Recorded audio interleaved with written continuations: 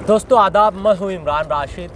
हमारे नए शो शायर और शायरी में हम आपका इस्तकबाल करते हैं। इस वक्त हमारे साथ एक ऐसी शख्सियत मौजूद है जिसने अपनी गज़लों की सुंदरता से लोगों को हंसाया है, जिसने अपनी गज़लों की खूबसूरती से सामाईन के दिलों पर राज किया है। इस वक्त हम बात कर रहे हैं शहर मालेगांव के उस शायर की जिसने मालेगांव से निकलकर दुनिया उर्दू अदब में अपनी एक अलग पहचान बनाई है, जिसने किसी मुकाम पर कहा था, नाज़ो अंदाज से तहज़ीब की खुशबू बोले, मेरी ख्वाहिश है तेरा हुस्न में उर्दू बोले।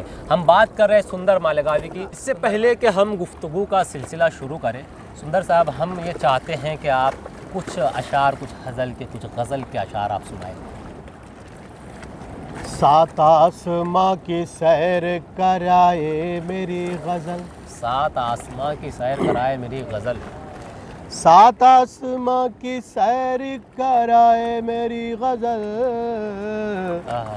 पल भर में फिर ज़मीन पे लाए मेरी गज़ल, वाह, पल भर में फिर ज़मीन पे लाए मेरी गज़ल, अब फिर देखे जो भी जलवा दिखाए मेरी गज़ल, फिर देखे जो भी जलवा दिखाए मेरी गज़ल, फिर देखे जो भी जलवा दिखाए मेरी गज़ल, मिर्ची पे लिख के कोई तो खाए मेरी गज़ल, क्या बात है, मिर्ची पे लिख के कोई तो खाए मेरी गज़ल, क्या बात है। और टेंशन फ्री दवाओं की तासीर इसमें है, टेंशन फ्री दवाओं की तासीर इसमें है, टेंशन फ्री दवाओं की तासीर इसमें है, हर दर्द ला दवा को भगाए मेरी गज़ल, हर दर्द ला दवा को भगाए मेरी गज़ल। क्या कहना। और शायर शायर शायर उसे मैं मुझसे बड़ा मान जाऊंगा, क्या बात है, शायर उसे मैं मुझसे बड़ा मान जाऊंगा, उल्टा लटक के कोई सुनाए मेरी गज़ल, उल्टा लटक के कोई सुनाए मेरी गज़ल। वाह, बड़े अच्छे अशार आपने सुनाए गज़ल के। हम चाहते हैं कि कुछ एक दो शेर गज़ल के भी आप सुना दें, क्योंकि आप, मैं समझता हूँ, गज़ल से बेहतर गज़ल कहते हैं आप। एक गज़ल जो बहुत ज़्यादा मशहूर हुई है, हालांकि गज़ल में भी उतना लोगों ने मुझे सुना ही नहीं है, फिर भी जो उसमें भी जो गज़ल मशहूर हुई उसका मैं एक शेर सुना देता हूँ कि किसकी यादों में खो गए आंसू, क्या बात है, किसकी यादों में खो गए आंसू, किसकी यादों में खो गए आंसू, सबका दामन भिगो गए आंसू, क्या कहने, वाह वाह वाह वाह, किसकी यादों में खो गए, वाह वाह वाह वाह, आंसू, बहुत खूब। और भूखे बच्चों को यूं तसल्ली दी, भूखे बच्चों को यूं तसल्ली दी, भूखे बच्चों को यूं तसल्ली दे, नन्ही बाहों में सो गए। क्या अच्छा शेर है, क्या अच्छा शेर है, वाह, नन्ही बाहों में सो गए, क्या बात है, क्या कर यार, क्या ही अच्छा शेर है, वाह, आंसू, क्या कहे, वाह। और जो सबसे पहले शेर हुआ उसके बाद मैंने ये गज़ल कही जी, कि हो के नादिम जो आँख से निकले, हो के नादिम जो आँख से निकले, हो के नादिम जो आँख से निकले, बीज बख्शिश के बो गए आंसू, बीज बख्शिश के बो गए आंसू। क्या बात है, बड़े अच्छे अशार आपने सुनाए। सुंदर साहब, आइए अब इस गुफ्तगू का सिलसिला शुरू करते हैं। और मेरा पहला सवाल ये है कि शायरी आपका शौक़ है या पेशा? देखिए, ये मेरा ज़ौक़ है। अच्छा है, आपका ज़ौक़। शौक़ जो है बदलते रहते हैं। अच्छा, लेकिन ज़ौक़ नहीं बदलता इंसान का, वो उसकी असल में होता है। अच्छा, तो मुझे ऐसा लगता है कि मुझे शायरी के लिए दुनिया में भेजा गया है, वाह, इसलिए मैं शायरी करता हूँ। तो आप इससे बस बतौर ज़ौक़ करते हैं या कुछ पेशे? नहीं, मैं बतौर ज़ौक करता हूँ, हाँ। लेकिन जिनको पसंद आता है वो मुझे बुलाते हैं और उसका पैसा देते हैं, तो इस तरीके से वो पेशा बन गया। क्या बात है। कितने सालों से आप शायरी कर रहे हैं? मैं बहैसियत सुंदर मालेगामी जो है वो जी 16 बरस हो गए मुझे, और बहैसियत शायर तो मुझे भी नहीं पता है कि मैं कब से शायरी कर रहा हूँ। अच्छा। क्योंकि कुछ भी उल्टा सीधा लिखता ही था मैं हमेशा। आप एक अच्छे ड्रामा आर्टिस्ट हैं और आप सहाफ़त से भी वाबस्ता रहे। आपने स्टेज शो किए, बहुत सारी फील्ड में आपने काम किया, तो फिर आप ये इस हादसे का शिकार कैसे हो गए जिसे शायरी कहते हैं? तो ये सब आर्ट ही लाइन है, ये सब जी सब फ़नून लतीफ़ा की किस्में हैं। तो शायरी जो है ये भी एक फ़न है, और चूँकि ये अगर कागज़ पर है तो फाइन आर्ट है, जी और अगर स्टेज पर इसे किया जा रहा है, पढ़ा जा रहा है, तो वो परफॉर्मिंग आर्ट है। इस तरीके से शायरी जो है वो दोनों आर्ट है, और मैं दोनों आर्ट में काम कर रहा हूँ। कितने साल की उम्र में आपको ऐसा लगा कि आप शेर कह रहे हैं, अब आपको मुशायरा पढ़ना चाहिए, नशिस्तों में शिरकत करनी चाहिए? ये तो मैं नहीं बता सकता, एक अंदाज़न फिर भी वक्त तो नहीं तय है, लेकिन ये कि जब नया कोई आता है, लिखता है, तो वो चाहता है कि वो जो कुछ लिखता है वो लोगों तक पहुँचे। अच्छा। तो वो कोशिश हमारी भी रहती थी। वो किस मेयार का था, ये 2 नंबर की बात। अच्छा। बहुत मशहूर बात है, आम तौर से अक्सर यानी बिल्कुल आम बात है, लोग कहते हैं कि जो शायर है उसका कहीं ना कहीं दिल टूटा हुआ है, किसी ने धोखा दिया है या उसे इश्क हो गया है। तो क्या शायर होने के लिए और शायरी करने के लिए इश्क होना ज़रूरी है? नहीं, ये बात तो सही है कि इसका ताल्लुक इश्क से ही है जी। लेकिन अब ऐसा है कि जिसको जिस किस्म का इश्क मिला, जी, जिसने जहाँ इश्क तलाश किया, जी।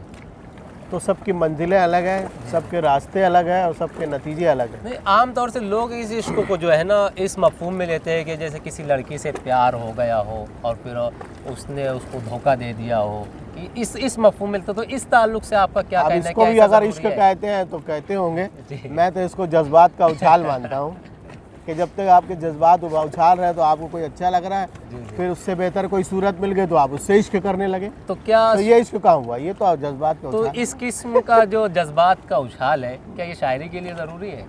नहीं, ये तो तुकबंदी के लिए काफ़ी है। अच्छा।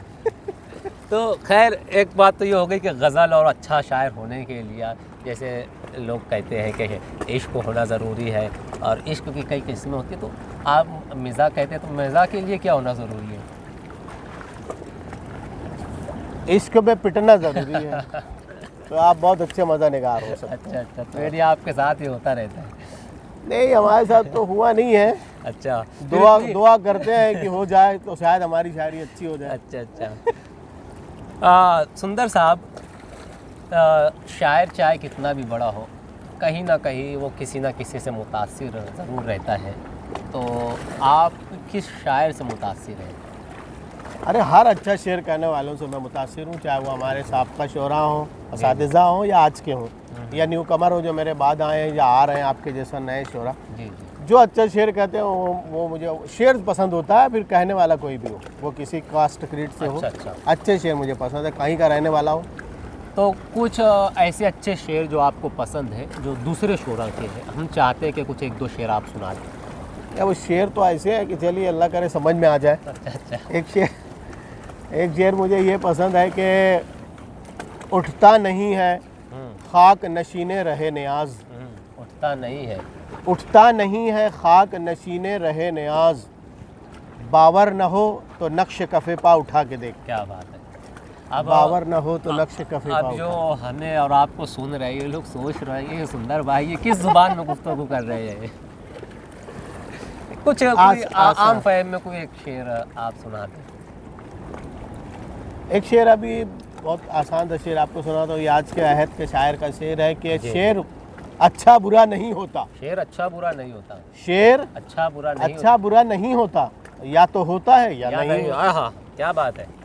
या तो होता है या नहीं होता। क्या बात है। सुंदर साहब, जैसा कि जहाँ तक हम जानते हैं गज़ल के हवाले से आप बड़े अच्छे अशार कहते हैं गज़ल के। तो फिर क्या वजह रही कि आप गज़ल से हटकर आप हज़ल कहने लगे और हज़ल के हवाले से आप सफ़र करने लगे? देखिए, ये जो है फ़नकार के साथ होता है जी। उसका दिल कुछ चाहता है, उसका दिमाग कुछ कहता है और उसका पेट कुछ और मांगता है। अच्छा अच्छा, तो ये सब पेट की वजह थी। तो अब समझदार लोगों के लिए ज़्यादा काफ़ी है। जी जी जी। बहरहाल आप बड़े अच्छे सलीक़े से आप जवाबात दे रहे हैं। अब हमें ये पता चला है कि आप जैसे गज़ल से हज़ल में गए थे, अब उम्र के इस आखिरी पड़ाव में आप दोबारा गज़ल की तरफ आना चाहते हैं, वजह? नहीं तो हर चीज़ अपनी असल की तरफ पलटती है। अच्छा अच्छा। ये उसूल मैंने नहीं बनाया है, जिसने कायनात बनाई उसने, वो उनका कहना है अच्छा अच्छा। कि हर चीज़ अपनी असल की तरफ पलटती है। तो मुझे लगता है कि मैं अपनी असल की तरफ पलट रहा हूँ। जी जी। आप एक सवाल ये कि कल के मुशायरों में, यानी जो माजी में हुआ करते थे, उन मुशायरों में और इस वक्त जो मुशायरे हो रहे हैं, इसमें आप क्या फ़र्क महसूस करते हैं? मुशायरों में शायरी का मेयार बतदरीज जी। नीचे की जानिब आया है, लेकिन अगर उसको इस तरीके से देखा जाए कि उस वक्त के मसाइल और वसाइल अलग थे, आज के मसाइल और वसाइल अलग हैं, उस एतबार से ठीक शायरी हो रही है। आज के मुशायरों में शायरी ज़्यादा हो रही है या अदाकारी? नहीं, अब ये तो मैं इसलिए अदाकारी नहीं बोलूँगा क्योंकि ये मैंने पहले ही कहा कि अगर स्टेज पर शायरी की जा रही है, पेश की जा रही है, तो वो एक डेमोन्स्ट्रेशन है, एक मुज़ाहिरा है, तो उसमें बॉडी लैंग्वेज की बहरहाल अहमियत है। आप उससे इनकार नहीं कर सकते। आप ये हो सकता है कि कौन कितना लाउड कर रहा है या ओवर कर रहा है, जी, ये अलग बहस है, लेकिन वो उसके तकाजे हैं। जैसे जो शायर होता है वो समाज और माशरे का मुशाहिदा करता है, जो कुछ देखता है उसको कहने की कोशिश करता है, फिर चाहे वो मिज़ाह के हवाले से हो, चाहे गज़ल के हवाले से हो। तो आपने एक शेर आपका है, कुछ के मुशायरे में शोपी शायरात आ जाती है कि वो हम चाहते हैं कि वो शेर आप पहले सुना दें। मज़ाक है। हाँ, मिज़ाह का कोई शेर है ना? हाँ, तो एक मतलब तो शेर ये है कि हमारे आज के मुशायरों में ख़ास तौर पे शोपीस शायरात आ जाती है। मैं इसलिए ऐसा लफ्ज़ कहता हूँ कि इन्हें वो देखने के लिए ठीक होते हैं, हाँ हाँ, वो सुनने जैसी चीज़ नहीं होती। अच्छा अच्छा, ये हम जवाब हमें मिल गया कि आज का मेयार क्या है। तो अब हम चाहते हैं कि आप वो शेर सुना दें।